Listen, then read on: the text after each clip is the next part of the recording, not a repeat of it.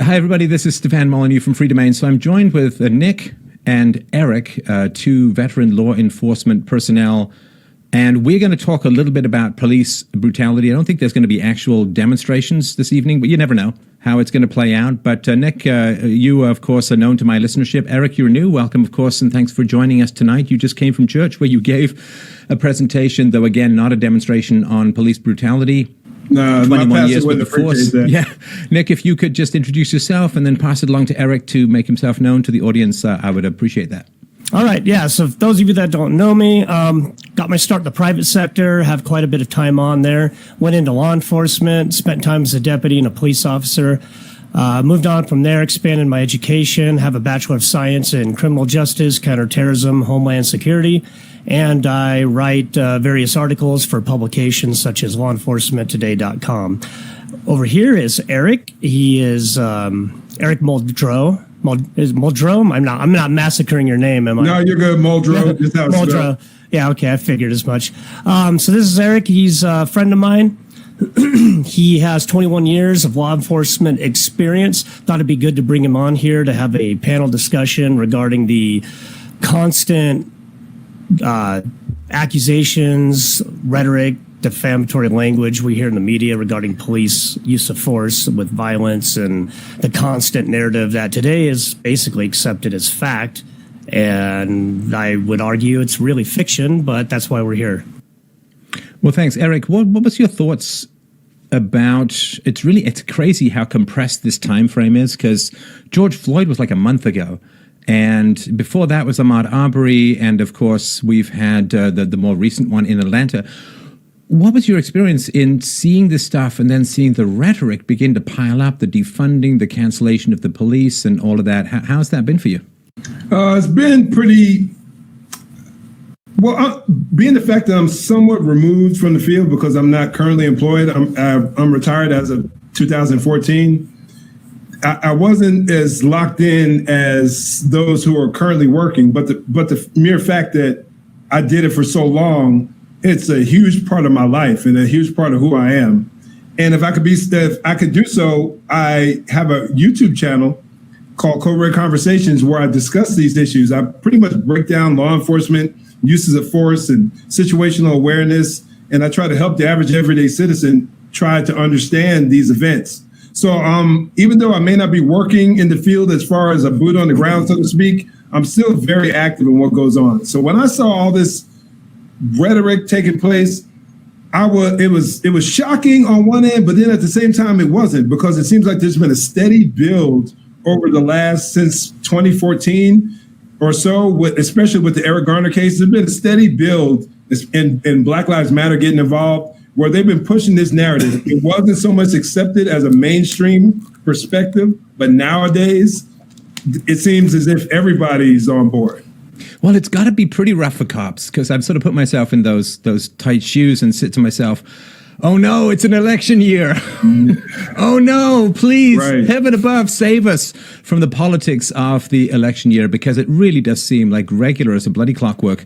This kind of stuff happens every 2 years, particularly every presidential election, that there is just this ginning up of hatred, obviously based to some degree on race, based to some right. degree on cop hatred and so on.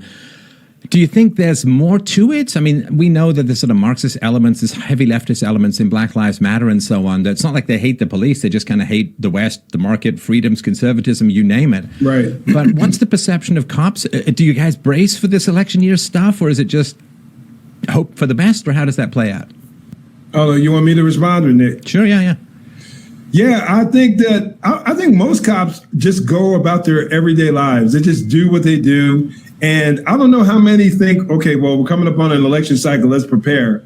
But because sometimes we just ain't that bright. I mean, let's be real. Well, you're pretty though, so. Well, thank you very much.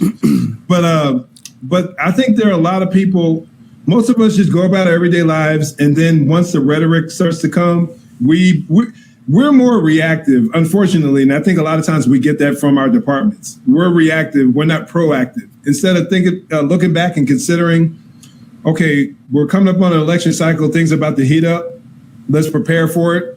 We wait till the crap hits the fan and then we respond. Yeah, we don't even think about it, honestly. I mean, heck, even after retiring, you're sidetracked. I don't even really think about that aspect. Maybe more so, but when you're working patrol, you're so busy all the time. I mean, you're already pulling typically 14 shift hours anyway. You're lucky just to get time to spend with your family, so you don't really get caught up in that. It's more or less like Eric said, when it happens, then it gets your attention, and then you get frustrated because you're like, great, you know, here it goes. Here it goes. But so Eric, let's talk a little bit about something that the general public don't have much interaction with police. At least I hope so. At least I hope this audience doesn't, right? But, you know, the couple of times that I brushed up against the cats in blue, you know, they pull you over for speeding or whatever it is, right? You know, you're polite, you keep your hands on the steering wheel, you understand that the officer doesn't know you, doesn't know your history, doesn't want any sudden moves, no surprises with the police is generally a good thing. But I don't think people really understand the steps of the escalation of force, like what you are allowed to do, what you're trained to do to bring a suspect under control. Because there isn't a walk away situation with the cops. Like once you decide to arrest someone, you got to bring that person in. Right. And the escalation of force is something I don't think people understand because most people don't fight cops, right? So you don't really understand that escalation of force. This goes all the way back to Rodney King, which was a textbook example of the escalation of force with someone who I think was on PCP or something and taking on the cops and, you know, here's what you have to do. So, Eric, do you mind just step us through the kind of training or the kind of escalation of force that cops are trained to use and how it plays into some of the stuff we've seen lately? Yeah, well, overall, there's some standards that are pretty generic in general amongst law enforcement, but also there are things vary to some degree depending on the agency. As a prime example, what happened with George Floyd, the knee on the neck, my department wouldn't have allowed that. But in general, when we're talking about force, typically it goes kind of something like this: if you have probable cause to make an arrest, you just communicate with the individual. It's the old ask, tell, make, and I'm really simplifying things on a very basic level. If I have lawful reasons and I'm giving you lawful orders, I ask you to comply. And then if you refuse to, then I tell you to comply. And if you continue to resist or be resistant or just refuse to cooperate, then I make you comply. So it all depends. Typically, the amount of force that an officer uses is primarily based on the response that they get from the suspect or citizen that they're coming in contact with. Now, but there's two, sorry, I'll get you in a sec, Nick, but there's two kinds of resistance. This sort of came out with the George Floyd case, right? So there's the passive resistance, technically called rubber bones or something like that. And then there's active resistance. And what are the decision points for the officers regarding passive versus active resistance? Nick, you want to jump on or? No, I'll ask you, Eric, and then I'll jump to Nick in a sec. Okay, no problem. Well, if an officer is legally justified in taking that suspect into custody, then regardless, well, of course, the amount of force I may need to use if someone's actively resisting. Now, actively resisting there's a lot that can go into that whole term. You could be just pulling away from me, snatching your arm away from me while I'm trying to secure you and put you in handcuffs, or you could be throwing those hands. So we're basically forced to, as I said just a moment ago, you're basically forced to adjust and adapt the amount of force here and bring the appropriate amount of force necessary to take that person into custody. Right. If that helps you. Right. And if they go passive, if they just go rubber bones and you can pick them up, you can lift them, you can move them, as far as I understand it, right? Absolutely. Yeah, because you'll get a lot of people who are like that, especially a lot of protesters, in particularly organized protesters. You'll get a lot of that. They may not want to fight, but they just may want to be difficult. Sometimes I remember back in the day where we came in contact with a bunch of environmentalists, and all they wanted to do was just lay there and lock arms, and they weren't fighting anybody. So we just had to be creative with the ways we separate their hands without beating them down or anything like that. We separate them, and then we put them in cuffs, and they're laying there. You have to pretty much pick them up and carry them. So well, the other way to deal with environmentalists is just switch a light on and leave it on, especially during the day. Man, they'll just jump straight up. Turn off the light. You're wasting power. Right. So, Nick, just to turn to you. So let's talk about the situations, and again, I know it varies from region to region, but the general situations under which an officer is allowed to use or permitted to use deadly force. Okay, so, well, yeah, so deadly force, what Eric was saying about use of force continuum, you going through the steps. Really a good example of that is what we discussed the other day is the Brooks case. If you watch that video, you are watching the officers go through the use of force continuum, pretty much textbook. You know, they go to officer presence, verbal commands, soft hands, harsher commands. They go hard hands as soon as he starts throwing punches. Then they try to step up to less than lethal, and then eventually lethal force. I mean, you can watch it right down the line and have a textbook cracked open. And that video is pretty much, I would argue, a real world example and good training aid, really, of the definitions of that. But when a suspect, if all bets are off and they're going hard, I mean, if they're going blows with you, you can pretty much, you're getting into lethal force territory. If you're going to the ground and they're grabbing for stuff on your bat belt, so to speak, of things they can use against you, if they're trying to grab less than lethal weapons to use against you, if they're striking you as hard as they can, giving concussions, anything like that, you're getting into territory where that officer's now going to step it up and you're asking for lethal force to get used against you. I mean, the cop's not going to take any chances. You know, he wants to go home at the end of the shift. Is he supposed to get into a ground grappling match with you with the thought the whole time that, oh, well, maybe he doesn't really want to kill me? Nah, they're not even going to mess around with like that. If you're in that frame of mind where you're ready to go toe to toe like that, then you're already pushing it, and that's what you saw in the Brooks thing. To clarify, I can see Eric reaching for the narrative thread here. No, I just want to add a little something to it. I just want to add a little context to it. Nick is totally on point. Also, we have to take into account sometimes physical differences play a role. Oh, absolutely. Now I'm 6'2", around 230 pounds, and I pretty much kept myself in pretty good shape for the most part. If you have let's say a female officer who's 5 feet tall, 115 pounds, her perspective of what's considered deadly force will be not completely, well, if let's say no weapon is involved, it could be completely different based on the fact that if there's a guy my size who's coming at me, I'm less likely to escalate to deadly force, whereas she has to fight this guy and he's hell-bent on not being taken into custody. Her going to deadly force, she's way more justified, or she should be justified quicker to escalate to that level of force than I would because of her physical limitations. I think you just violated an SJW commandment with that explanation. No, well, look, I mean, the data is on both of your perspective in that female police officers use deadly force. They fire their guns more often than male police officers because there is that, pick you up and spin you like a top situation that the criminals can get into, and that physical intimidation size is pretty important.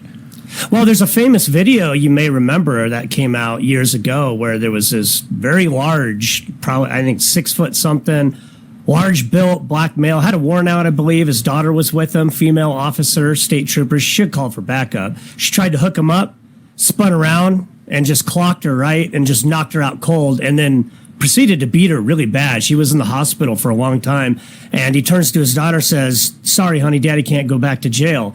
That video circulated for a while, if you don't recall it, but it was a pretty good example of what Eric's talking about. There absolutely are differences depending on gender, size, all of that comes into play.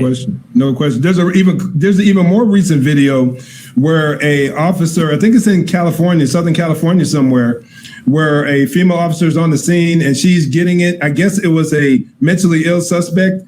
And you literally see someone recording him taking the camera, beating her up, the female officer, taking the camera out of her hand, her taking off running, and him firing the gun at her. So as much as people may not like dealing with the fact that there are physical difference between genders, generally speaking, it's a harsh reality. Yeah, when you get out there in the real world, theory and all of that goes out the window. You're just dealing with the harsh reality of things. So. Well, and of course, what a lot of people don't understand is the degree to which cops are reactive, as you point out. Like you are reactive. If the guy complies, you're not going to stop beating him up. But if he starts becoming aggressive, as you say, you have to escalate to the point where you gain control of the suspect, because that's not an option. People are always like, well, just let the guy run. And it's like, but that's not how the police system works. I mean, it's not like, oh, you really don't want to be arrested? Okay, well, fine, sorry, I thought you just kind of didn't want to be arrested. Turns out you really don't want to be arrested. Well, off you go then. And that's not how things play out. Like, once you start those dominoes, it has to end up with the guy in the back of the car, right? Yeah, and the world we're living in now is even more so, because take the Rayshard Brooks case. Everyone, or not everyone, there was a pretty sizable crowd of people saying, well, why didn't the officers just let him go? And I don't know if I didn't get the chance to watch the video yet, Nick, but there's a sizable crowd. No, we can wait. We'll just wait. Just call it up. But no, I'll be right back. Yeah, there's a big enough crowd who are saying, well, why didn't the officers just let him go? But if you watch the video early on, the officer did give him an option of pulling over and getting out of the driveway, out of the drive-through, and just sleeping it off. But he fell back asleep. He fell asleep again.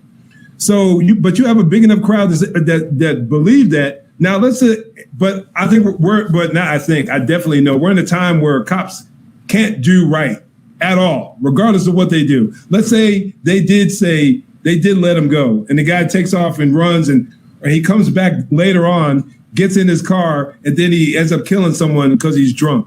Well, then everybody would be crying, well, how come the cops didn't just arrest him? So these guys can't win. Or what if he took the taser and tried to carjack somebody with it? Right. And now you're in a pursuit, and he wipes out a family on the interstate.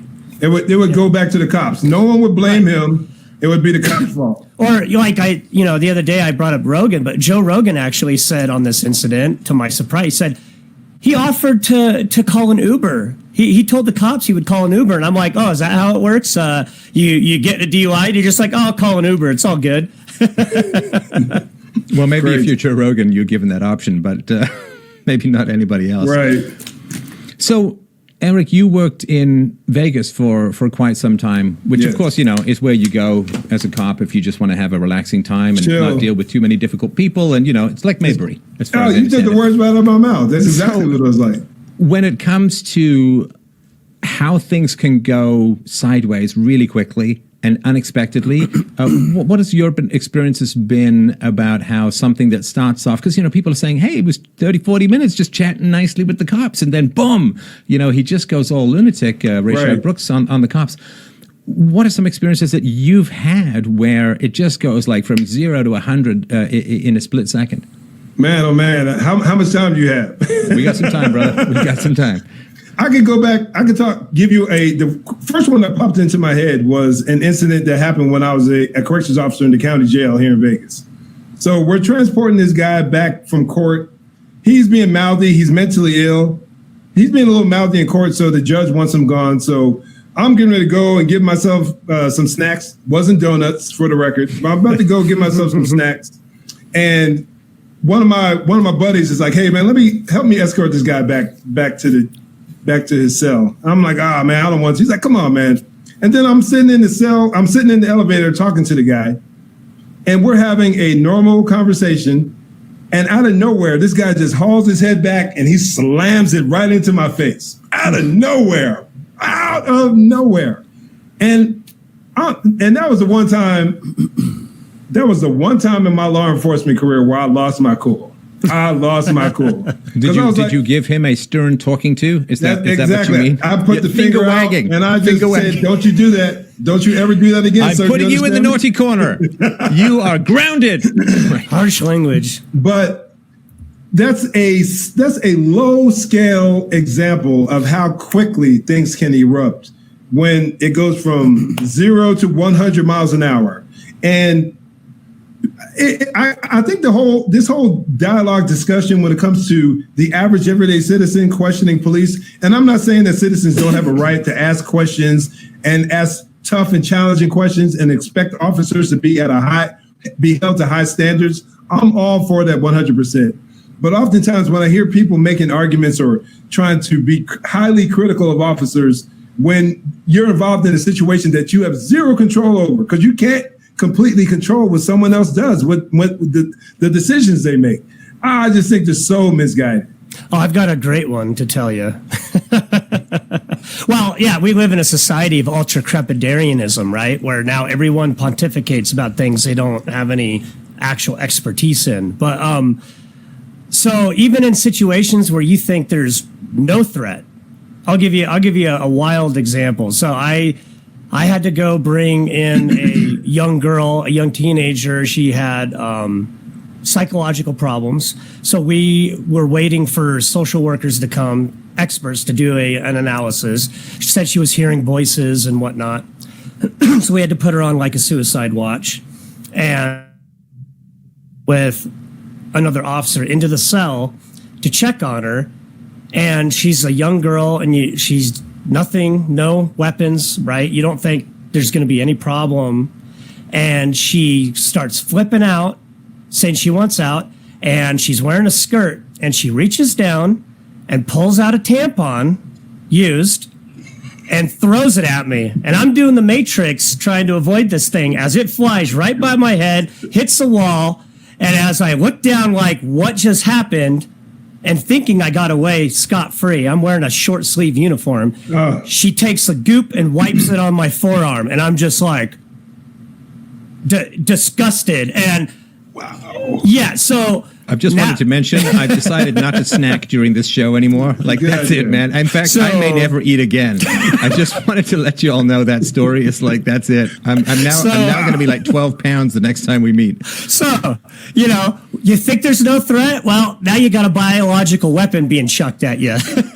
So I wore long sleeve shirts all the time. That was one of the reasons why I always wear. And I'm in the desert. I'm in 7 degrees. Yeah, here as well. It's every 110 degrees out. So this is something. For that reason. Yeah, this is something that I've obviously just theorized about with regards to George Floyd, right? So these guys were arresting George Floyd in the middle of a pandemic. The guy's complaining about shortness of breath before he even goes down on the ground. And maybe they are concerned that he has coronavirus. Maybe he's told them he has coronavirus and he's going to cough and spit or bite or something like that. Because I don't think people understand how much the suspect or the person that you might be interacting with themselves could be a weapon. They might have AIDS. They might have hepatitis. They might have gum disease that they're going to implant into your arm with a bite. Like I talked to some cops who was like, like one bite, and I'm sitting there for a week waiting for the test results to come back to see if I'm going to make it. That's really, really scary stuff. And the bioweapon called, out of control humanity is something the cops also have to deal with. That's, not part of your everyday job. Yeah, most people don't even consider something like that. They don't even take that into consideration. It is if you're an officer, whether you're in corrections or on the streets, that is an ever-present threat and a problem. And oftentimes when we see a video, especially like a dash cam video or someone holding a cell phone camera from across the street, you don't hear the dialogue. You don't hear what's being said. And that data can be absolutely vital as to why the officer responded the way that they did.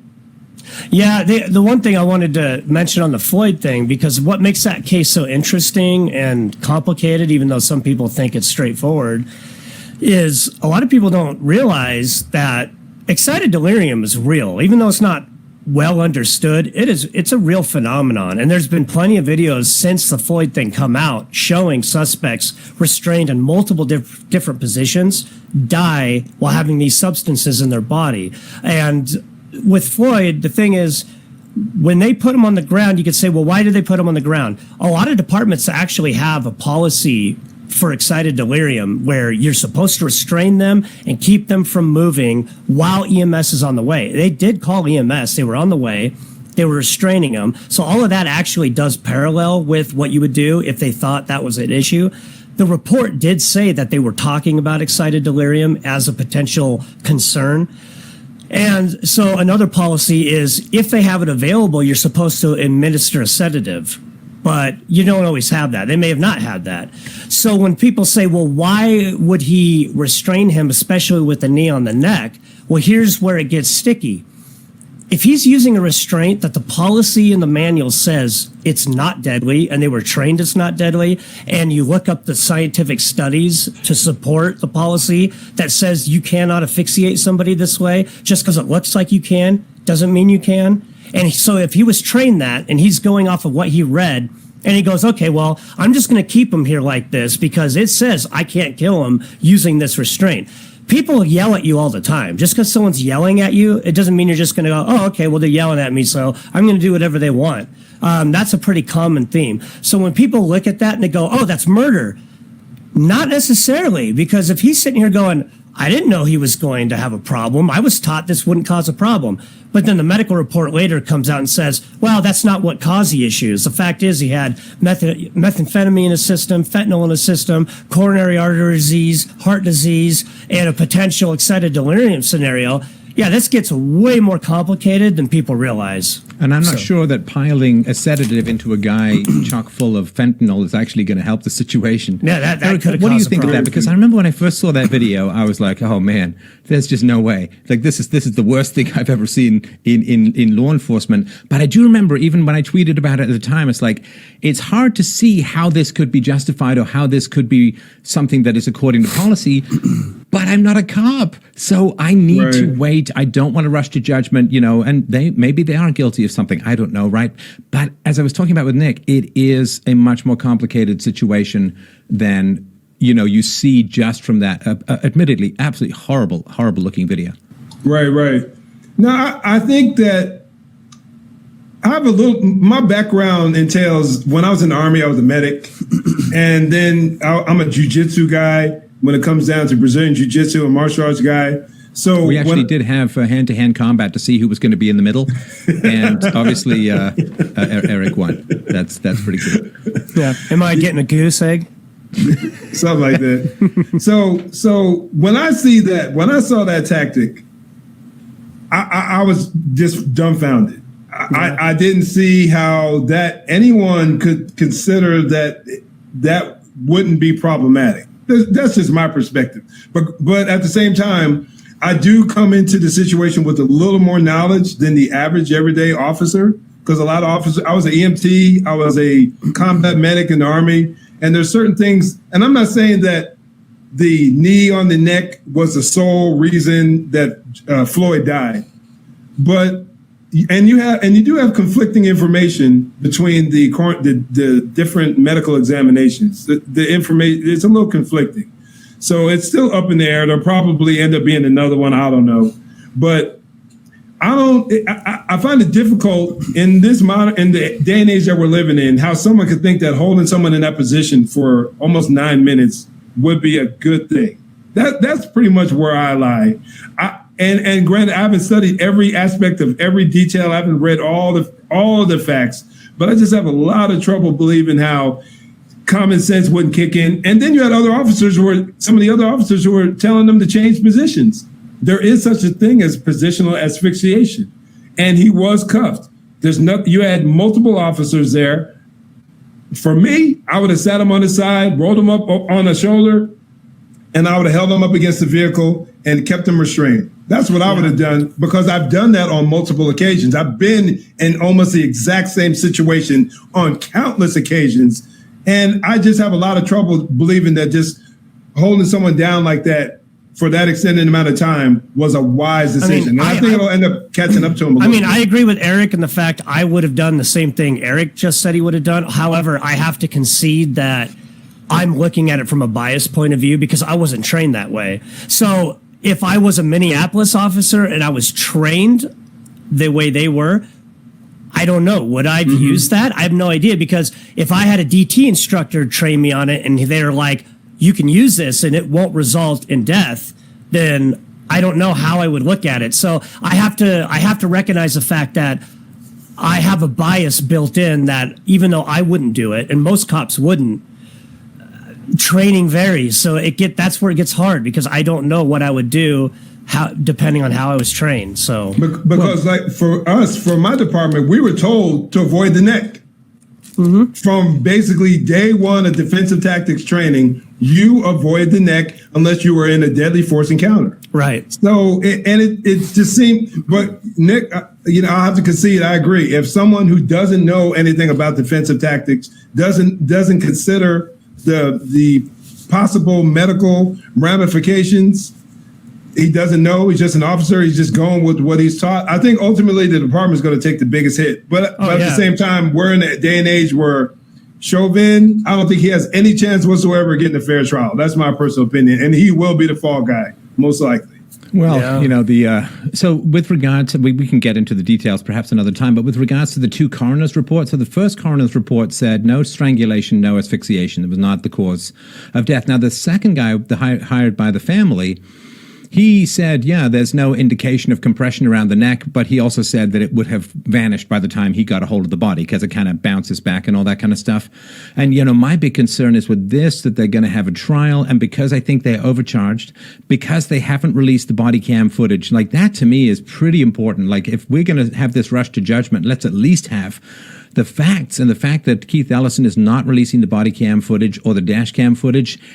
If they had a good case to make with that, they would be releasing that stuff like that, I think. So I want to know what's there, and it's ridiculous to me. The taxpayer-funded body cam footage, which has resulted, this whole incident has resulted in $500 million worth of damage to Minneapolis real estate and buildings and people, that you can't, as a taxpayer, get a hold of this footage, to me, is completely ridiculous. My concern is that they've overcharged based upon the mob. If the jury follows instructions, it's going to be L.A., Rodney King all over again, because they overcharged, and you can't blame the cops for following legal trained procedures. I think that to me is foundation. It's the old hate the game, not the player. If that's how the cops are trained, and it was, for what it's worth, a black police chief who approved the neck restraint had been used over 200 times before without any fatalities. If that's what they're trained in, you cannot hold them criminally responsible for following training. My concern is they're going to overcharge, as they have. There's going to be an acquittal, and then right before the election, if it plans out this way, man, the shite is going to hit the fan, something serious. Well, the problem I have is, with the Floyd case, when you look at suspects dying in custody, because you can look at the case in Texas where the white man, that video came out, he died in police custody, had schizophrenia, cocaine in his system. He was face down, no knee on the neck, but he still died. That may be his Tampa, name. Right? Tony Tampa? Then there was a video with a black suspect committed an armed robbery. He was running. He complained he couldn't breathe. He was cuffed, put on his side. He died as a result as well in custody. Problem is, he had cocaine in his system. And so when you start looking at these, there's example after example where I see a correlation, not with the restraint being used, but there's a correlation with pre-existing health problems and having some sort of intoxicant in the system, whether it be cocaine, methamphetamine, fentanyl, a combination of all of them. So there is a documented correlation between those things and in custody death, not necessarily the restraint. And the scientific studies do back that up, that vascular neck restraints are relatively safe. In fact, when you look at the research, it's been shown that vascular neck restraint is more safe in the field than pepper spray and taser, according to the data they've compiled. So it's hard for me to, everyone loses focus on everything as a whole, and they focus right on that restraint, probably because of the optics of it. It's easy to forget about all the other factors and just focus on that because, it looks bad. But I look at that as, well, if a woman, let's say a woman went to sleep, right, with her child in her bed, you wake up, child's dead. You get an angry mob. She should have known better. She was reckless. She smothered that child in her sleep. Then when the medical report comes out, child died of SIDS. Had nothing to do with being smothered, but the optics don't look good. Is it right for her to get sacrificed up as a reckless mother who killed her child because of the optics and not what the facts play out? So we have to be careful with this stuff. Well, that's why we have innocent until proven guilty. That's why we have due process, because the mob is kind of retarded and dangerous. And we don't like lynching in history. We don't like lynching in the present. And sometimes, it's that old saying, who are you going to believe, me or your lying eyes, right? And so when you see Chauvin kneeling on George Floyd's neck and George Floyd saying, I can't breathe, calling for his mother, I mean, that's just about as wretched a sight as you could possibly bad. see. And I remember, I mean, as I said, I can't imagine how this, but the world is kind of divided into people who've seen the movie 12 Angry Men, and the people who haven't seen that movie, because that's a movie about, it seems like cut and dried, the person's guilty, and some guy just keeps asking questions until things come out.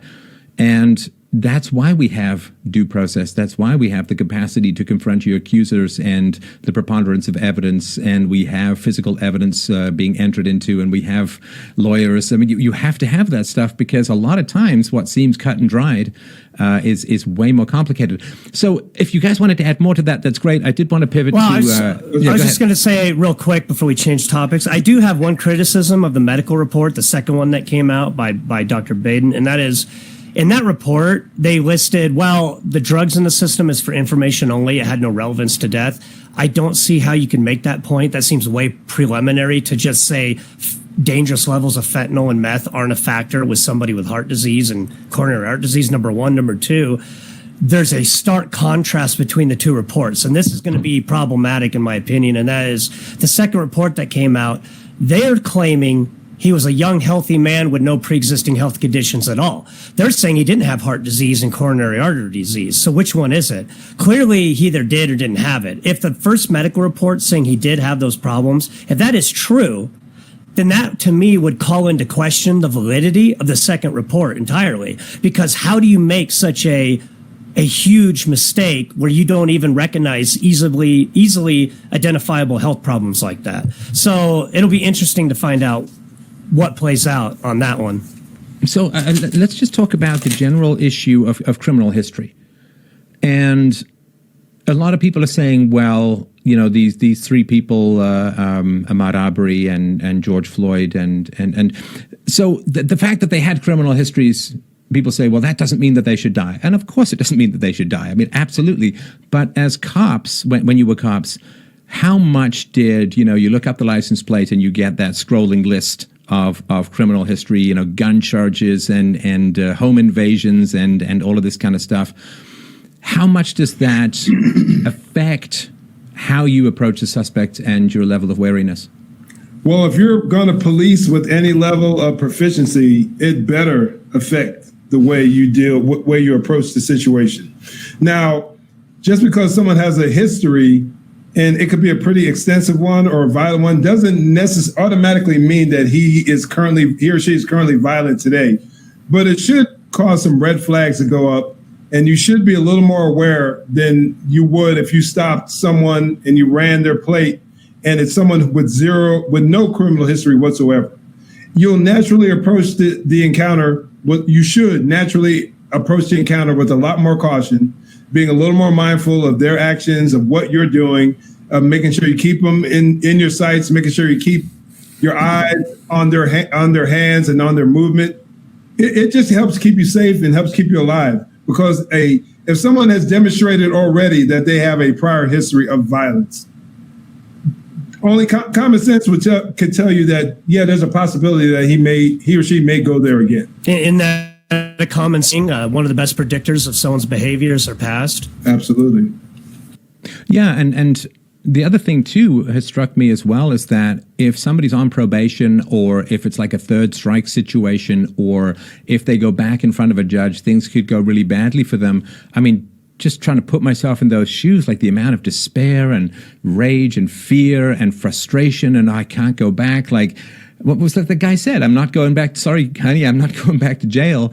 I think that level of, it's not the moment, like it's not the stop. It's the whole domino process that may end up with them going back to jail for 20 years or 10 years or whatever it is. And especially when you're an older guy, like I think about George Floyd. I mean, the guy went to prison, I think, in his 20s. I mean, I'm in my 50s now. I mean, I can't do a lot of the things that I did when I was in my 20s. And the idea of a prison sentence in your 50s is probably quite different than when you're kind of young and not really big fear of consequences. Now you're older, you're a family man and so on. Like, I think there is just that buildup of, I'm not going back. And I think that's very volatile. Right. And having worked in that environment, having worked in corrections extensively, the vast majority of my law enforcement career was in the capacity of a corrections officer. Having worked in a maximum security prison, I know the mindset. First of all, I know how bad it is, and I know how violent and harsh of an environment it is. And I can see why some people would be willing to go do whatever it takes not to go back there. So when I saw Rayshard Brooks take off and run, I'm thinking that the officers probably ran his plate if that was indeed his vehicle. I think he said something about it being a rental, if I'm not mistaken. I'm not 100% sure. But if they ran his vehicle, but I'm sure at some point they had his ID and they ran his information and his criminal record came up. So that if they see that and they see the fact that he had some prior time, he had prior felony offenses on his record, that will cause an alert to go up. And once again, it should impact the way an officer responds. So let's talk a little, Eric, about police brutality. I hate to say that's your area of specialty because it makes you sound pretty bad. I'm glad you brought that up. Yeah. I want to make sure we get into the numbers. What are the common misconceptions that people have, unfortunately fanned by a highly irresponsible media in general? Right. But what are the things that you'd really most like to get across to this audience about that issue, which of course is pretty much first and foremost in people's minds at the moment? Let's say again, you said what are one of the... just the major things that you want to get across about pushing back against what people believe about the prevalence of police brutality and all of that.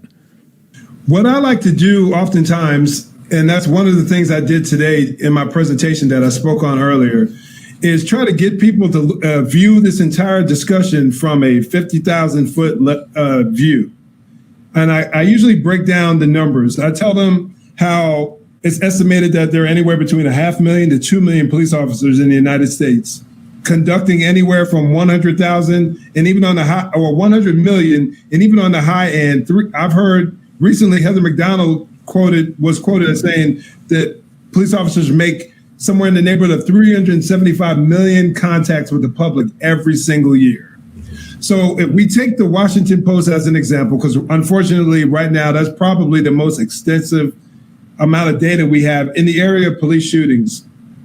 And we look at the numbers over the last few years, and we see that over the last 5 years, I think the number started at somewhere in the low 30s, maybe 32, and all the way to last year, as of when I most recently looked, as of a couple of days ago, I think the number of shootings of unarmed Black men in particularly that took place by the police in 2019, there were 13. I know the number has fluctuated, and because some say 9. I've heard exactly. So I try to get people to look at it from that perspective. Up to 2 million cops making up to 375 million contacts with the public, and you have 13 unarmed Black men who were killed by the police. The prevailing narrative is that it is open season on the Black man, or they're trying to hunt us down. That is absolute nonsense when you look at those numbers. Right. Well, they could just be really bad hunters. Like just terrible at it, like all around. Very bad.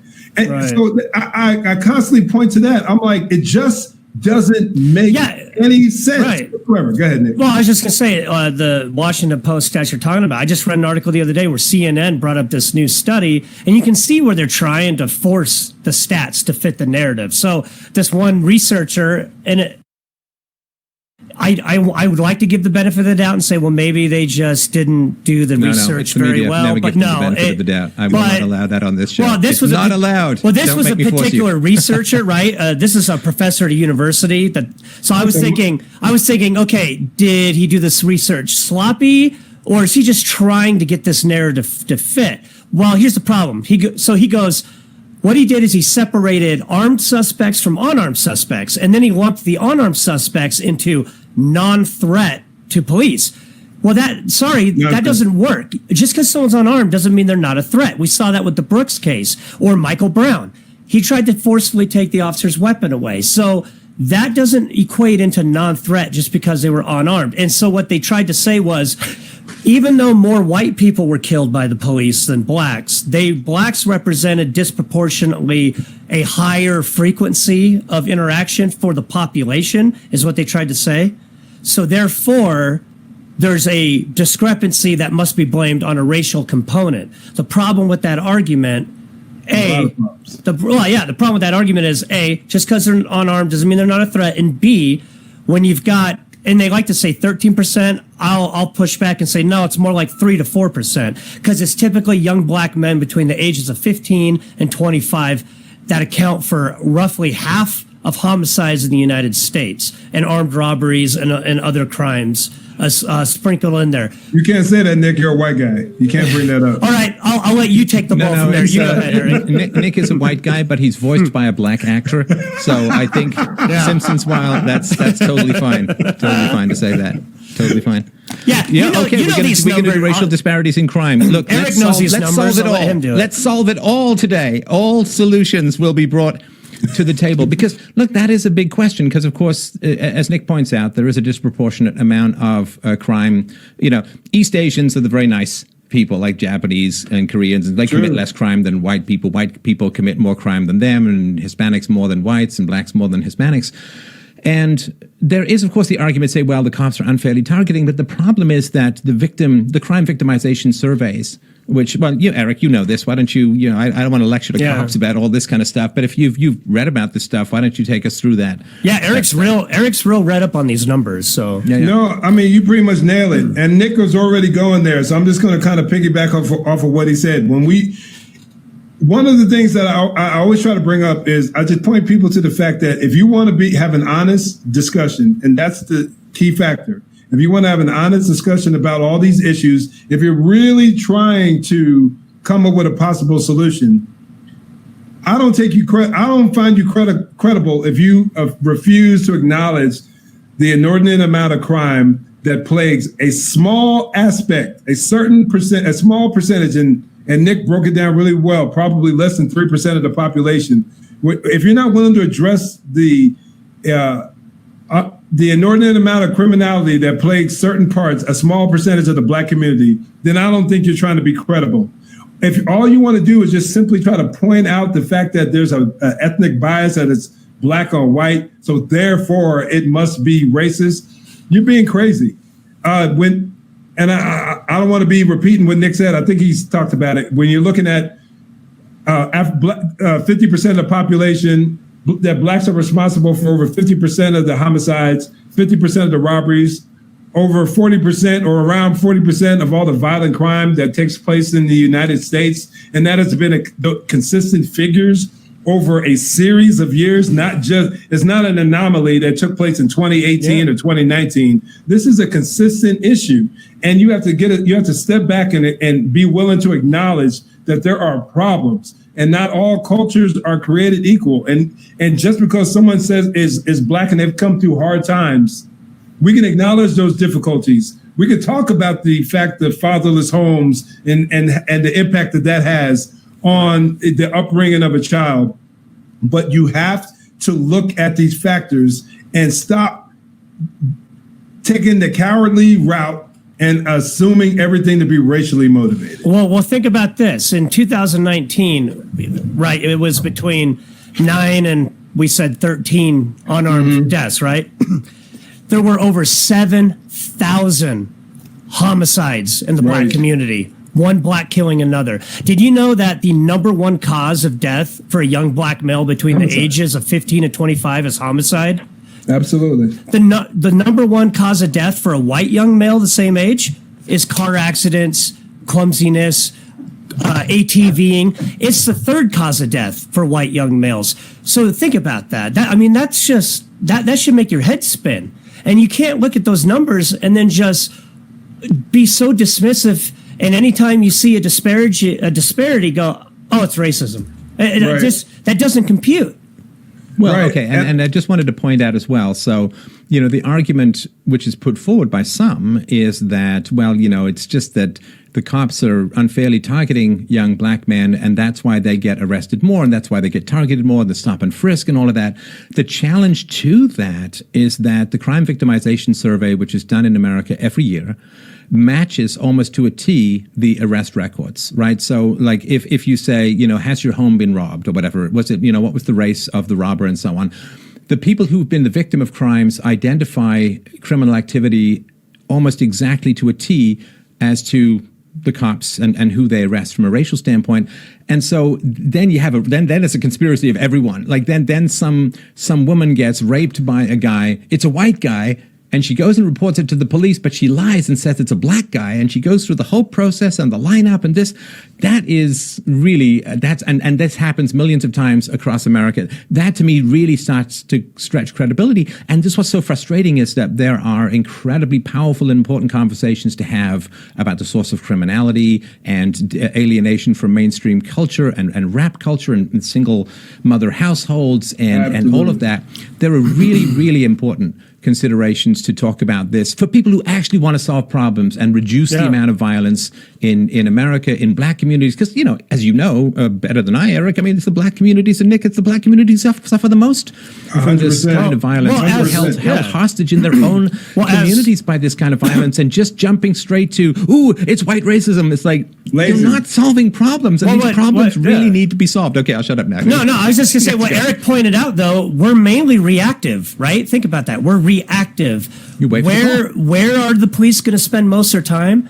Well, if you've got that disproportionate amount of crime taking place in those communities, it should come as no surprise that the police, a majority amount of the time, are there. Because you always hear this stat thrown around that, well, whites use drugs at the same rate as blacks using drugs. Yeah, but if you've got whites in a quiet suburban neighborhood with their doors shut using drugs versus someone using drugs in a neighborhood where there's a drive-by going on or whatever, and there's police constantly around, you're not apples to apples there. They're totally different universes. 100%. And you need to get into the culture aspect of it. I watched a TED Talk where there was this preacher talking about, why is it that the black community is the only community in the United States where you turn on the radio and you've got mainstream music celebrating, glorifying, selling drugs, killing each other, killing cops, pimping out prostitutes. They glorify that and put it on a pedestal. And you've got lyrics like, you're a killer, you're a killer. I'm a murderer. You've got these lyrics that are celebrating a type of lifestyle that perpetuates this type of behavior. And yet no one wants to address that as if it's not an issue. I'm sorry, but it's a problem. I think it's because it's easier to place the blame on someone else than it is for you to look for us. And all of us are guilty of this to varying degrees. But for us, as opposed to us looking in the mirror and saying, hey, you know what? I'm the problem and I need to do something about it. Because going back to what Nick, what you were saying, when we talk about the homicide rate, according to the FBI Uniform Crime Report over the last, since 2014, there have been 2014, there were 6,095, and this is the black homicide rate, 6,095 homicide victims. In 2015, there was 7,039. 2016, 7,881. 2017, 7,851. 2018, which is the most recent one that was completed, 7,407. So those numbers were annually? Yes, every year. Think about that. You're talking about an annual number in the black community. You're talking about deaths that rival over 10 years of fighting in the Middle East. Right. Let that sink in. Over 10 years of fighting in the Middle East, Afghanistan and Iraq, 1 year eclipses the numbers that the military saw. That should make everybody stop and go, okay, stop the finger pointing. Let's get to the root of this, because clearly the narrative is not anywhere near accurate. And if you look at the rate of police killings, some of the numbers that I mentioned, that I think I mentioned earlier, maybe I'm getting confused with my presentation earlier. The numbers, 2015, I think there were somewhere around 32. 2016, there were 19. 2017, there were 21. 2018, there were 17. 2019, 13. Oh, these are the unarmed, right? Unarmed, yes. Yeah. And this is where we spend all of our time. We don't even discuss the nuances, the details of those shootings. We focus on the fact. And once again, I'm not trying to minimize these deaths. It's tragic, all of them. Yeah. But you're talking about Black death in the thousands on one hand, where we commit on each other 90% of the time, but yet we're going to focus on a handful of shootings that could be questionable. that may not even be a act of racism or may not even be where the police officer was guilty, but this is where you're told to spend all your time, and you dare not bring up the point of all the deaths, the black on black crime. People hate that, but you better not bring that up. It is absolutely insane, and we've been indoctrinated to believe this nonsense, and we march lock, step, and barrel behind these talking points that other people are telling us to believe. And Eric, sorry, I don't mean to interrupt, but clearly I'm going to need to explain to Eric what the black experience in America has been. You know, it's really, really important that I try and get this knowledge across to you. Help me out, brother. But, you know, the argument is that, and listen, I can see some value in this argument. You know, I mean, the 1, 2, 3, right? You got slavery, you got segregation, you got Jim Crow,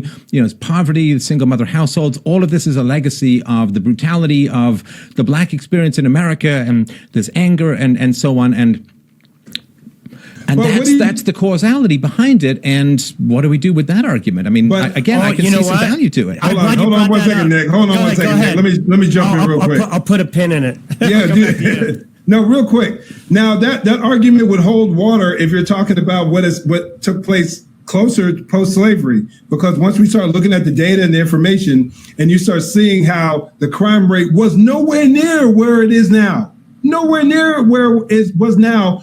From if you look at post-slavery up until the 60s, it wasn't until the welfare state came in where you started seeing the crime rate and the fatherless home rate become an issue, or because you saw black people climbing out of poverty, working hard, families intact. If we want to honestly address these issues, we have to look at the state of the black population prior to the welfare state and the state of the black population since then. And you'll see the numbers are the crime rate, the fatherless home rate. You will see dramatic differences. Dramatic. Right. Go ahead, man. Well, I was just going to say that you brought that up, and how much of this contempt and anger and hatred and all these emotions that get, you know, I like to say it's the opiate for the masses that we're seeing today, you know, this contempt and hatred and everything else. How much of that is just socially engineered, so to speak? Remember when Eric, we were talking on the phone and I brought up Roots, and you told me as a young boy when you saw Roots, it really made you boy. It made you angry. You said you were really mad when you saw it. I was pissed. I was 8 years old and I was pissed at white people, period. Now, let me qualify that a little bit. I did deal with a lot of racism growing up.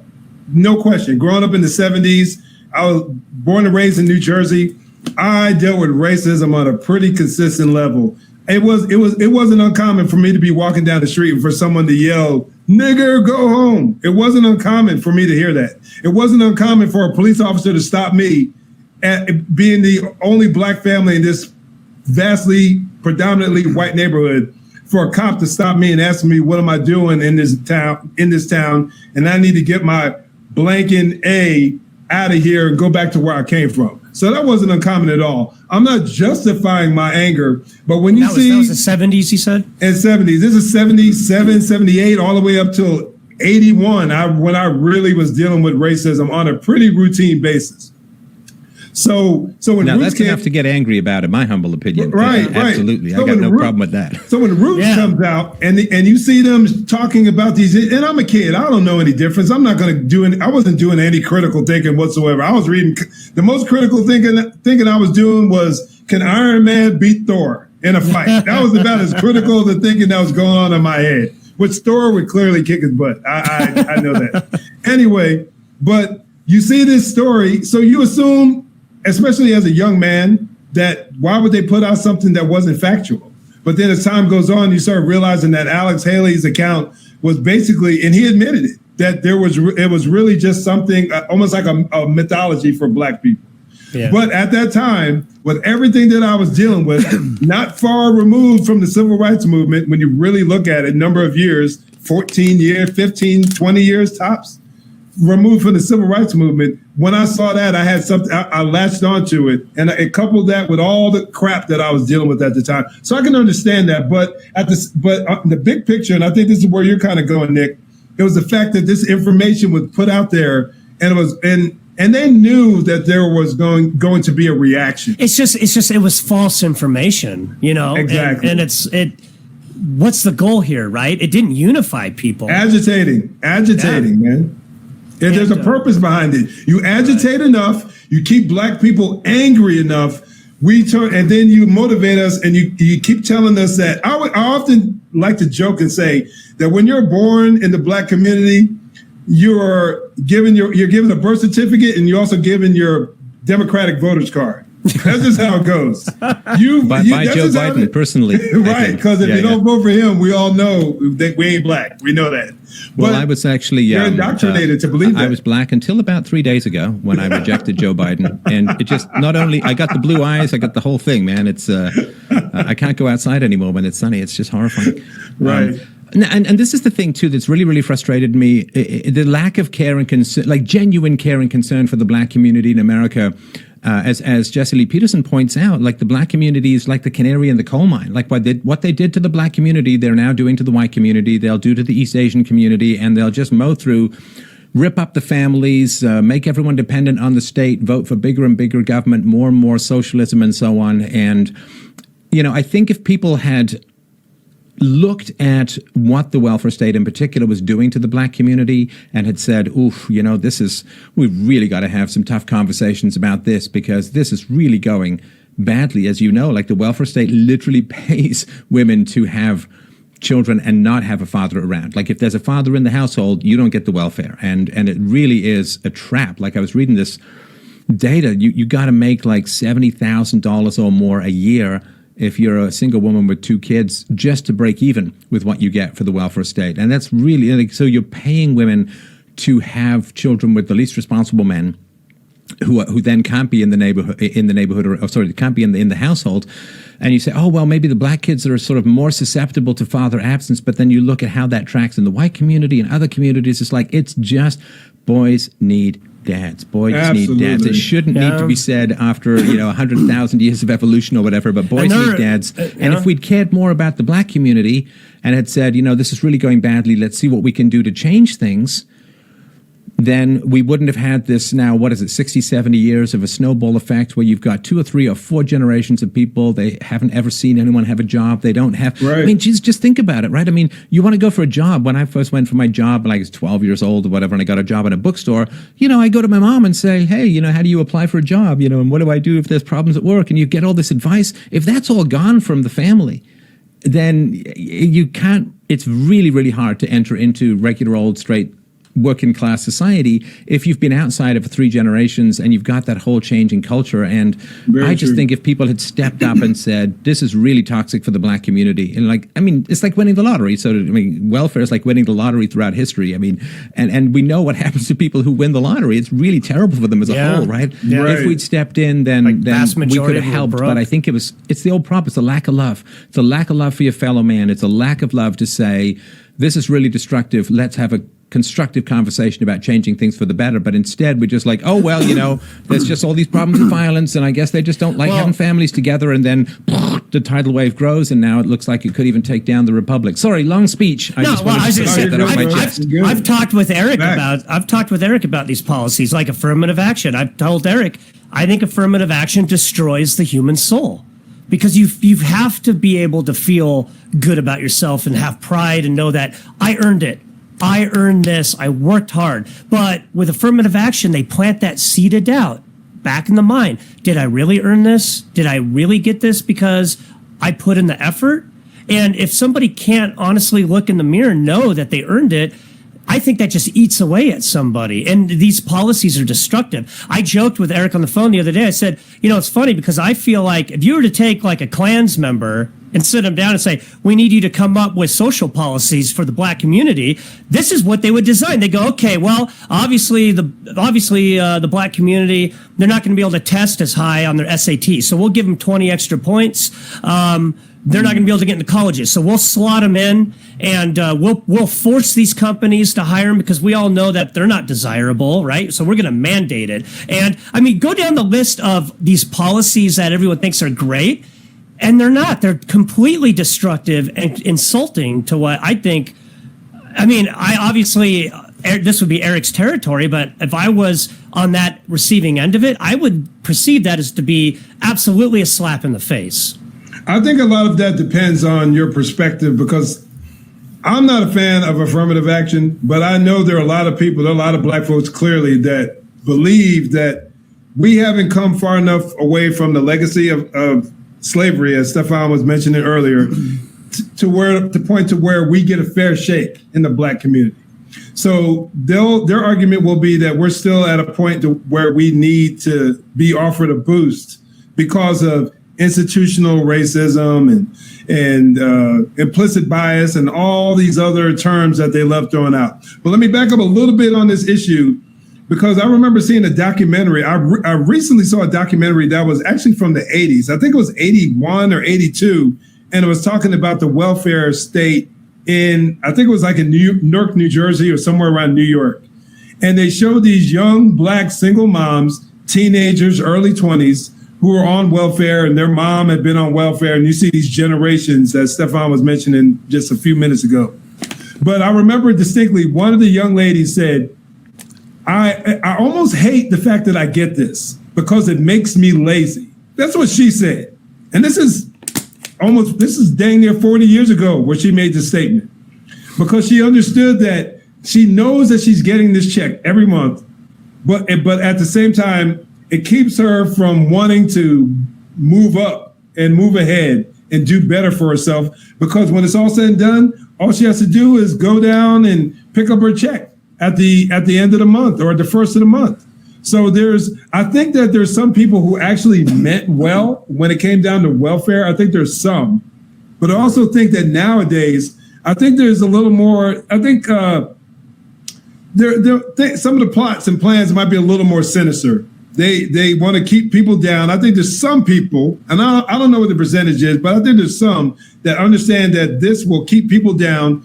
And then on top of it, they know that it looks good to a lot of people. Oh, they're helping out underprivileged people, not just black people, but people are struggling. It helps them out. And I think welfare is good and helpful. There was a time in my life where me and my family, where we were on it when we were struggling. And there was a time in my life where I had to get help. It was helpful. I had too much pride to go down there. I sent my wife at the time, I sent her down there to go get it. I was like, hun, I am not going to go down there and get it. I had too much of the ego. But I knew it was helpful to people. Yeah, when I first had to leave the police force because I got Crohn's disease and I was really sick, and I was the breadwinner. I made the money. We were in a bad position. Boy, when we went in there, everyone looked at me like, "What are you doing here?" It just, which is crazy. But hey, you do what you got to do. But it got us on our feet. I think that people do care about the unfortunate, of course, are the people who are down on the luck. We know that because people like welfare and they vote for it and so on. You know, Eric, you were at a church today. I think churches do fantastic when it comes to welfare. I think private charities do fantastically when it comes to welfare. Because, man, you guys know this as cops. Helping people is really, really, really complicated. Because sometimes you give them that leg up and they're like, hey, man, great, I'm getting on with my life. Other times, you know, they just start manipulating you and taking 100%. Stuff and you weaken them. Yeah, you need that one-on-one time. You need that personal connection. You know, a check from a government office can never differentiate between people who are actively using it to get on with their lives and people who are just sinking into it because of whatever manipulative dysfunction is going on in their brain. Charities care about that stuff and they'll sit down with people as opposed to just firing checks to get votes. Let me give you, for instance, Stefan, when I was on patrol, I was fresh out of field training, or I was finishing up field training. I was on a call. Walking down one of the main streets in Las Vegas was this huge black lady, and she had basically a newspaper wrapped around her, pushing a shopping cart, butt hanging all out, breasts hanging all out. She's walking down the street. So we're getting calls for service, people saying there's a half-naked black lady walking down the street. So my luck, I get assigned to that call. So I'm assigned to the call. I got my former field training officer with me. We're talking to her. She's down on her luck. She tells us everything that's been happening to her. So what do? We go to the local Target, buy her some clothes, big enough clothes to fit her. Come back. We actually get her some groceries. Bring it back. And then she's all happy. I'm like, you know what? We did a good thing. Fast forward a few years later, that's all she does. That's all. She goes around town, and I had one-on-one conversations with her. She hates white people. Can't stand them. This is her and I talking one-on-one. She really let me know what she felt. But then when she's around white cops who are willing to reach in their pocket and buy her stuff, oh, baby, hey, sweetheart, thank you, all this kind of stuff. And I said, you know what? I started telling everybody, man, don't let that woman play you. She's manipulating everyone. She is a prime example of what we were just talking about, is someone who manipulates the system and she uses it to her advantage. She has no desire to improve her situation because she knows that there are people who are willing to reach in their pocket and to help her out. I just wanted to mention, Eric, sorry, Nick, that's the least satisfying story I've ever heard about a woman taking off her clothes for money. It's really tragic for me. And trust me, I got a few more I can tell you. Well, it's Vegas, right? It's Vegas. Sorry, Nick, you wanted to say? You can find all kinds of investigative reports, right, where they've followed the panhandlers and they get in a brand new car, and there's people mad like, I pass you every day coming back from work and giving you money, and it's very common. But didn't Finland just have a failed experiment with universal basic income? That's a whole other topic. No, and I remember once being out front of a McDonald's, this woman was being harassed she was in a wheelchair. She was being harassed by this big guy, and I kind of chased him off and bought her some McDonald's and all that. And then she just started cadging me for money, just like, hey, can you get me more? Can you get me more? And it's like, I did just buy you dinner, saved you from this guy who was harassing you. But then it just turned into this kind of emotionally manipulative shakedown for cash. And it's like, it's tough. Helping people is really, really, it's like morphine. Yeah, it's great when you really need it. But a lot of people get addicted, and charity's kind of like that. And the government it's too big, it's too bulky, it's too impersonal to actually help people. Because, a lot of times, people need a little bit of money, but they need some love, they need some support, they need some compassion, they need someone to listen to them, they might need some mental health services and all of that. I want a charity that I want to see them competing with other charities about the best way to help people, as opposed to just, hey man, here's the cash, can I get a vote? And that is really terrible. Okay, let's make sure that we get across everything because the conversation is great. It's like whitewater rafting at this point, right? Yeah. No, so I mean, you guys are the experts in this situation. I'll give you guys the final word about the speeches that you want people to hear. Yeah. Look, I mean, of course there are bad cops. There's bad everyone, and it is tough to fire cops, and that can be a problem. But what is it that you want to get across to people that the media is just not? You guys should be on CNN. You should be making these cases in an even bigger venue than this, right? So, what is it that you want to get across to people that is not part of their thinking at the moment about this anti-cop sentiment at the moment? I want to tell people, if I can implore people out there, regardless of your race, but if I had to pinpoint it down as far as ethnicity, black folks, do not run from the police. All the research I've been doing, I've been going through 2020, 2019. I can't give you the exact percentage because I haven't figured that out yet, but time and time again, you see black men resisting the police and ending up dead. Am I saying that the resisting means you should die? No. But let's go do a little quick rewind back in history. Freddie Gray, Stephen Clark, Eric Garner, Michael Brown. Who do I leave out? Even George Floyd, Rayshard Brooks. They all resisted. When you resist, you increase the likelihood that anything can happen. You increase the likelihood that that officer may fear for his or her safety, and they may escalate to the point to where they feel justified or they feel the need to use deadly force. First of all, stop committing the crime. But if you choose to commit a crime and you get caught, suck it up, be a man about it, because if you take off running, you're putting your life in someone else's hands. That is the biggest takeaway, the biggest thing that I'd like to leave in this entire conversation. Stop running, stop resisting. And if you think you're being treated unfairly, take it to court. Yeah, street lawyering never ends well. Never. Yeah. Internal affairs, as a lot of people don't think that internal affairs means anything, but it does. No cop wants to go to internal affairs. None. And I've seen cops get terminated. I've seen cops go to jail. I've seen cops end up in prison for doing wrong. It happens. Yeah. We just don't hear about it typically. There's this perception out there that police aren't held accountable. No, there's an entire department dedicated to doing nothing but researching police misconduct, corruption, complaints against police. So it goes somewhere. And no, like Eric said, no officer likes it when you find out, oh, hey, there's been an IA investigation opened on you. You're like, oh, great, here we go again. But we've all been there. It sucks, man.